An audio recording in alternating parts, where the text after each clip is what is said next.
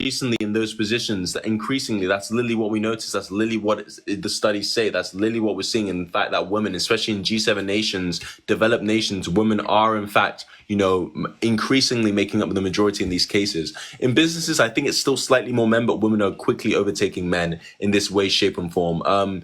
Yeah, that's basically what we're observing. Women's salaries, especially amongst younger women, amongst 21 to 26 year olds, younger people, women are in fact overtaking men. This is factual. This is simply what we're observing. Mm. Simply a fact.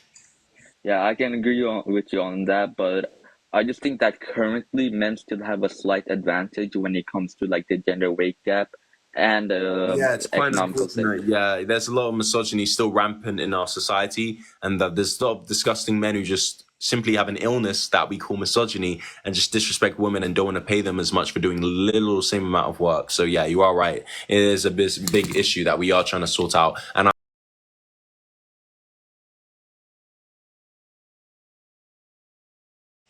Well, I think you shouldn't really say misogyny is an illness. I think that's kind of dehumanizing. And if you're really trying to convince other people to change their opinion, you're gonna have to go through it in a better way. listen, I'm tired of sugarcoating stuff. I'm not gonna sit here and be like, guys, just be nice to women. Either you're a terrible person or you're not. It's very simple. God damn it. Oh, Oh, sorry. hey, Second. okay. We were meant to have a debate like a while Wait, back, but can I you? don't even know. I don't even know. You said you didn't even do debates no more yet. Here you are. Goodness gracious. Give me a second. My Wi-Fi's acting up. Hold on. It's okay. It's okay. Anyways, let's see what the chat's saying. Why aren't women fighting in our wars if they're inherently stronger than men? I'm assuming because you couldn't write a proper sentence. No, yeah, that's a good question. Unfortunately, especially in history, women have been barred from fighting in wars, despite probably most likely doing a lot better than men in war. And especially if you want to bring up raw strength, then at least with, weapons such as, firearms, we don't, physical strength, raw strength isn't even that much of a factor anymore. So unfortunately, yes, a lot of misogyny has said that women can't fight in wars, which is kind of ridiculous. Like, it just shows that women are more valuable than men, men are just disposable to go to war because, they really that valuable. Anyways, yeah, is your internet done or what's Hey. going on? Yep. I forgot what we were going to talk about, but I'm off Discord, so sorry about that. Okay, no, that's fine. I thought it was, was it abortion? I don't know if it was abortion or, I don't Probably. know. Do you remember? I actually thought it was related to theism for some reason. It Do you might have been. do It you might have debate been that? actually. It might have been vegan, either veganism, God is imaginary, evolution is a fact, or maybe one of these topics. I don't know. Okay, we could talk about abortion if you want. It's up to you. You can pick the topic. You have the freedom to pick whatever topic you want. What do you want to be educated on today, huh? I want to be educated on how abortion is a right.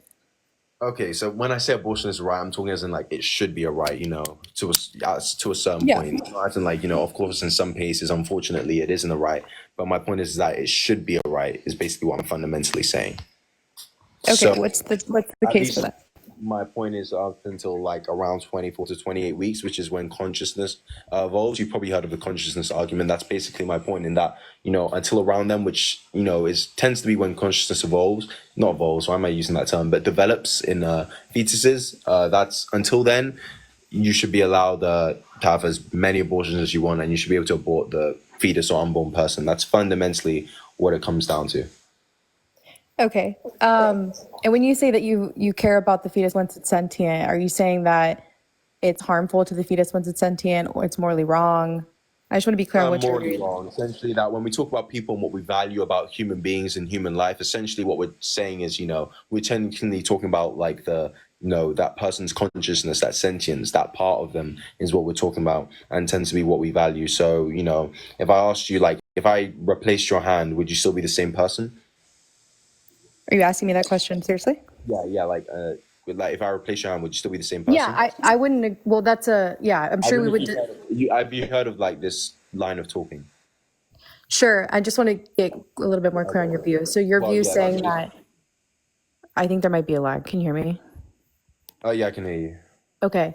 Your view saying something like once the fetus has established sentience, I mean, that could be 1 second of having some sentient experience, then it's morally wrong to deprive them of future sentient experiences?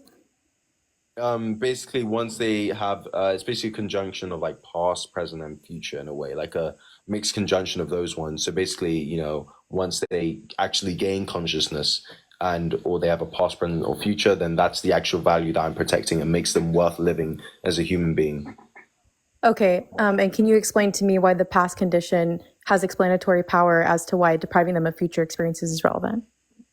Yeah, so I mean that's just fundamentally what I value. I mean, we're kind of getting to the fundamentals of it, so it's kind of difficult, but like, fundamentally I see that, as valuable. That person, for example, the reason why you wouldn't be able to unalive someone who's unconscious or in a coma, despite the fact they in at some point in the future possibly be conscious again, is because of the past consciousness that they have. That's very valuable, and that's what we see as a person worth protecting and the rights that they deserve. So that's why I say that as well, rather than the argument you're probably going to say, which is, oh well, the fetus in the future will gain consciousness. Yeah, but it doesn't have those other aspects which I mentioned. Okay, let's go through a couple of cases just so I'm clear on the view. So if you're presented with a case, just take any given fetus, but they don't go on the normal trajectory and they have some developmental conditions such that they're born maybe in a coma and they're not sentient. There's no inductive case that they've been sentient. You could just stipulate that if you were to do brain scans, it'd be similar to a fetus at 6 weeks. But doctors tell you that in 9 months, the infant will now wake up. Do you think that it would be wrong to kill the infant at that point, even though they don't have established experiences? Nope. Again, my argument isn't based on, the location or like even a viability argument. I don't think those are personally very good arguments. But you said no, so no, that it's not wrong? Yeah, I said no, I wouldn't find it necessarily wrong. Okay, would you find it wrong if the same infant, like the parents wanted to use it as like an sex doll? Would you find that wrong? As in, you said as if parents wanted to use it as an sex doll, would I find it wrong? Yeah, and then they would kill it after. I mean, I guess which is also morally permissible under your view. I find it quite disgusting, quite frankly. But again, disgusting does very odd and disgusting. But okay, but under your view, it's not morally wrong to use the infant as a sex doll if it's going to wake up from a coma in 9 months. I mean, we could even we could even say that it would I could technically find it to be wrong.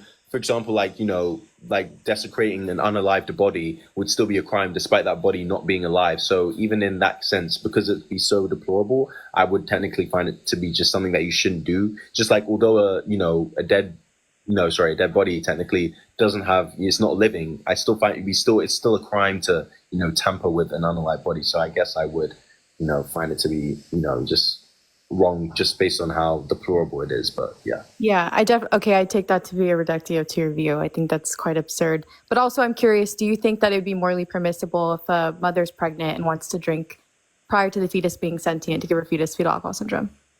Well, if she's gonna abort the child, then I technically wouldn't have an issue with that because there is no person that's not stipulated.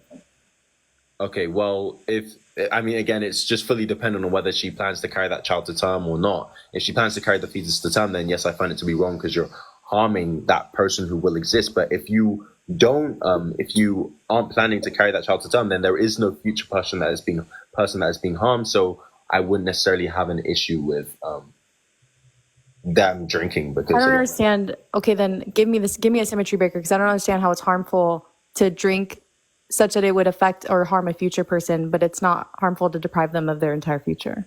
Doesn't make any sense to me. It's not a person yet. It's not morally valuable under your view.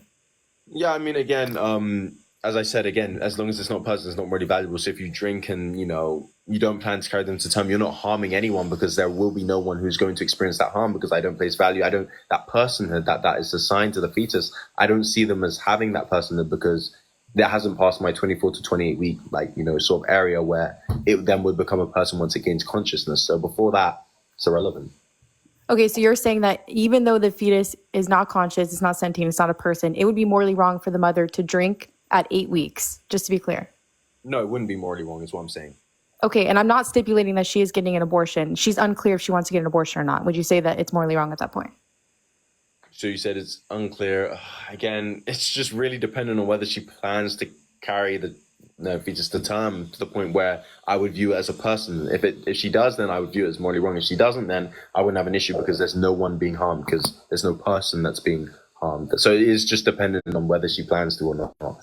Yeah, this circles back to my question, how I'm confused, because you're saying that obviously under your view, you can't harm the non-sentient being. It's not a person yet. And it's okay to, but it's not okay to drink during pregnancy because it's going to harm a future person. Like you have an intuition that you care about a future person. I don't necessarily think, especially I think that's the mother's choice on whether she wants to, again, carry the child to term. I don't think there's an inherent, fault in, I don't think there's an inherent value to, necessarily having life, or that she ought to, create life, especially as I don't agree that all life is inherently preferable to non-life. For example, if I ask you a question, would you rather be alive for 80 years in constant pain, or would you rather never have?